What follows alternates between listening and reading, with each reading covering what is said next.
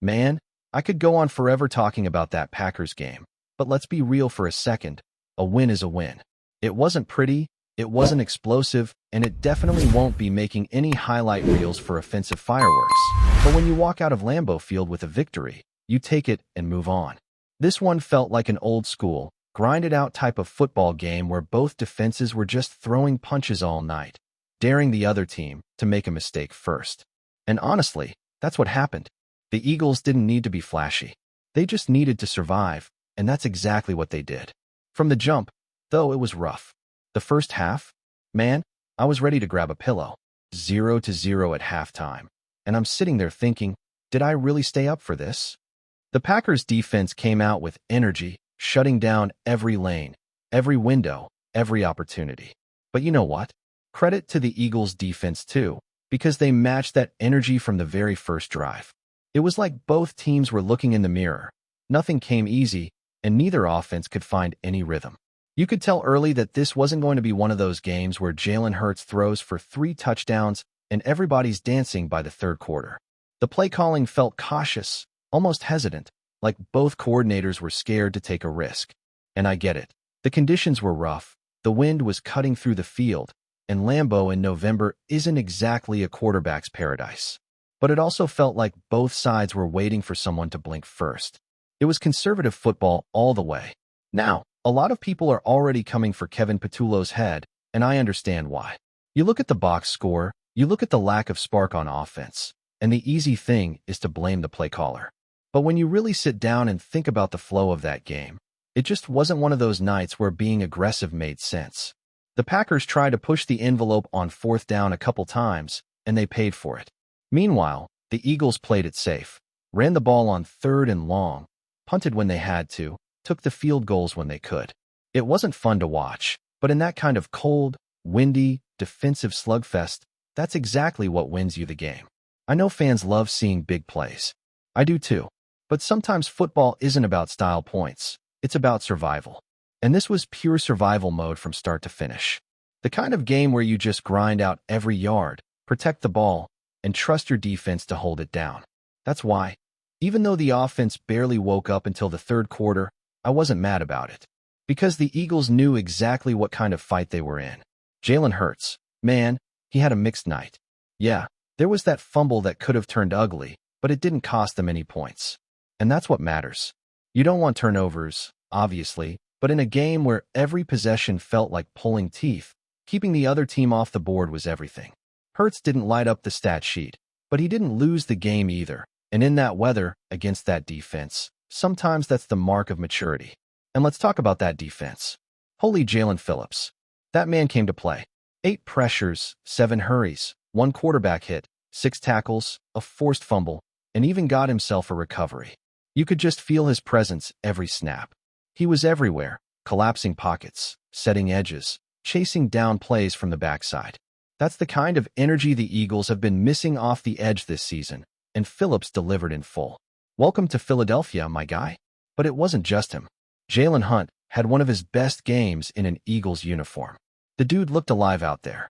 A sack, multiple pressures, and he stayed fresh all night because of that rotation.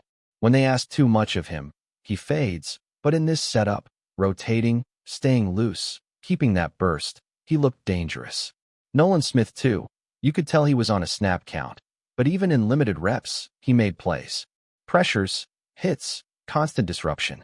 That's what you want from your young guys. You could see the defensive front just hunting together. Jalen Carter batting passes, BG holding his ground, Morrow and JMO chasing down Jordan Love. That unit was flying. Speaking of Jordan Love, let's be real, the dude was shook. I've been saying for weeks, he's been figured out. And without Tucker Kraft or Matthew Golden to bail him out, he looked lost. Every time he dropped back, he had ghosts in his eyes because that Eagles front was breathing down his neck. There were times where receivers were open, but he hesitated, second-guessed, and by then it was too late. That's what constant pressure does. You could tell the defense broke him mentally by the 3rd quarter. Now, there was one thing that almost made me lose my mind. That 4th and 6 play at the end of the half. Nick Sirianni, man, what were you thinking? 20 seconds left, and instead of kicking the field goal or running something short to burn clock, you call a go ball to A.J. Brown? That made no sense. You could tell it was forced, like they were trying to get AJ his numbers because Smitty had already made the big play earlier. That's not the moment to feed egos. That's the moment to play smart football. I was sitting there like, bro, if you ever do that again, I'm calling the FBI myself. It was that wild. But outside of that, I can't even be mad. The defense was that good. Every level, the line, the linebackers, the secondary, they all played with discipline and physicality. Adoree Jackson, who a lot of people were clowning last week, bounced back in a big way.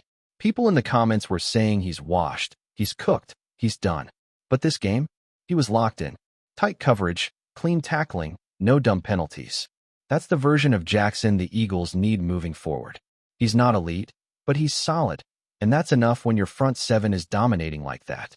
The linebackers deserve love too. Nakobe Dean had one of those up-and-down nights, a couple of tough reps in coverage, got hit with a holding call, but then came back and made plays near the line of scrimmage. Zach Bond did what he always does, played clean, consistent football. You don't hear his name a lot because he doesn't make mistakes. Reed Blankenship played his heart out, flying around in coverage, making sure nothing went over the top. Andrew Makuba didn't get a pick or a flashy stat, but he was in position all game, never looked lost. That's growth from a young guy. Offensively, yeah, it was rough. There's no sugarcoating that. The passing game just couldn't find rhythm, and the run game was hit or miss. Saquon had that one beautiful screen that he took for over 40 yards, and A.J. Brown threw one of the nastiest blocks of the season to spring it. That was the kind of play that showed effort, even in a boring game. But outside of that, it was slow.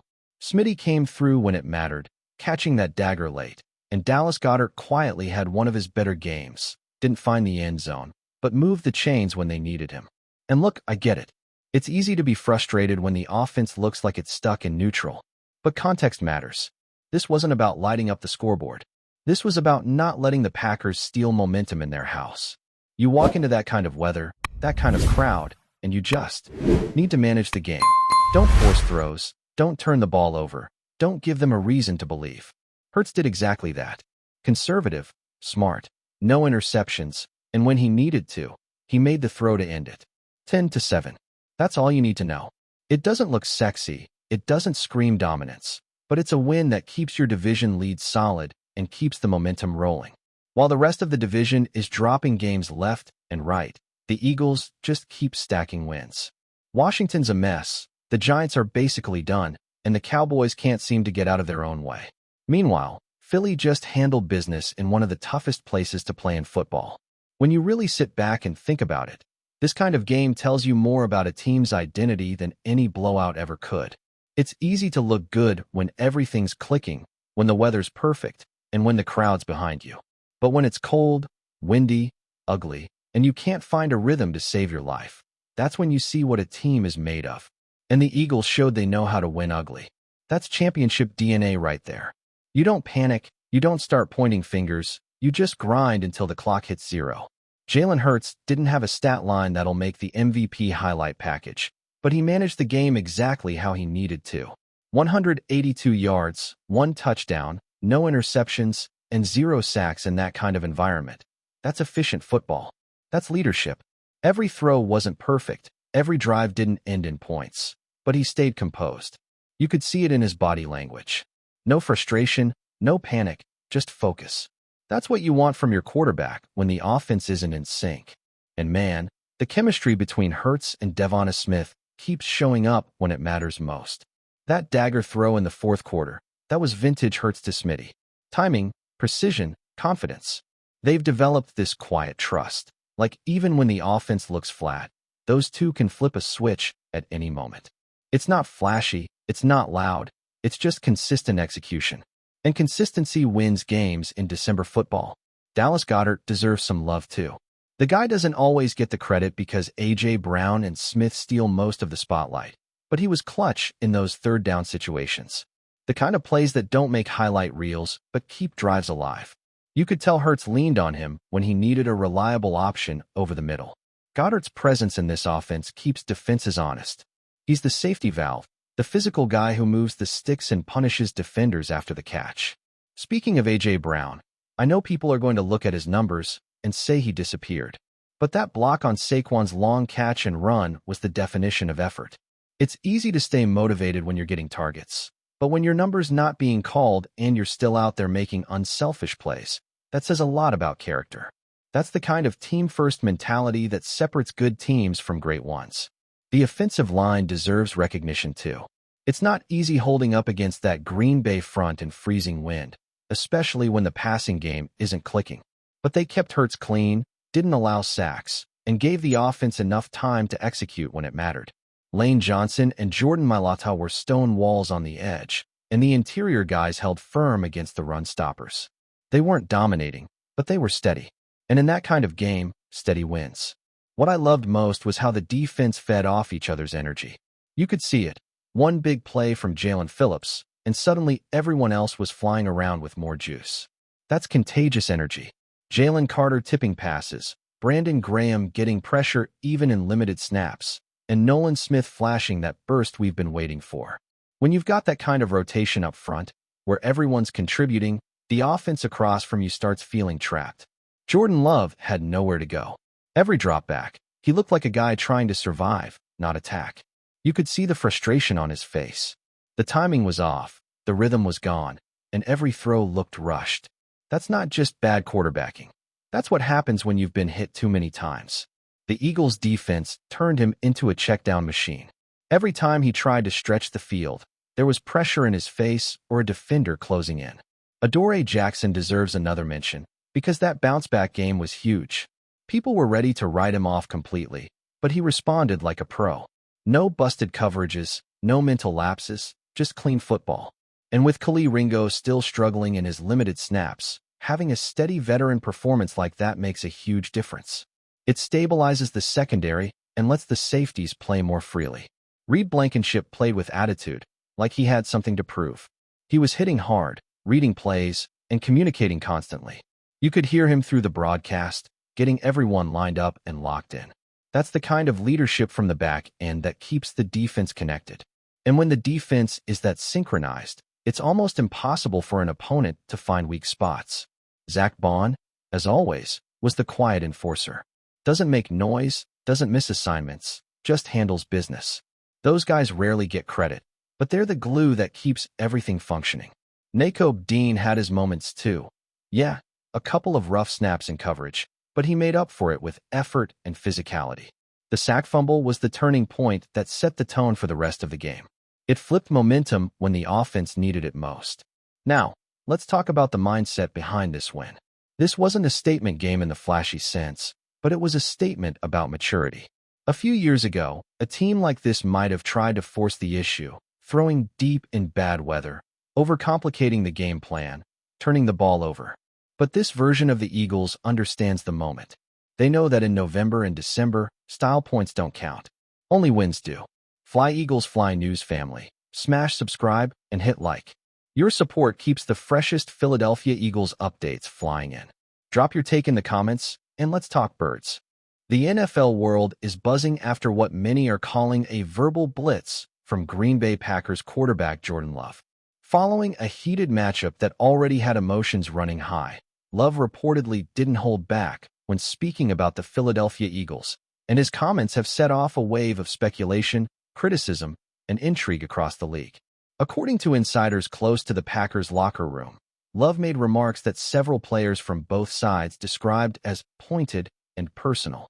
While no official transcript has surfaced, multiple reports suggest he questioned the Eagles' sportsmanship and even hinted that some of their defensive tactics crossed the line.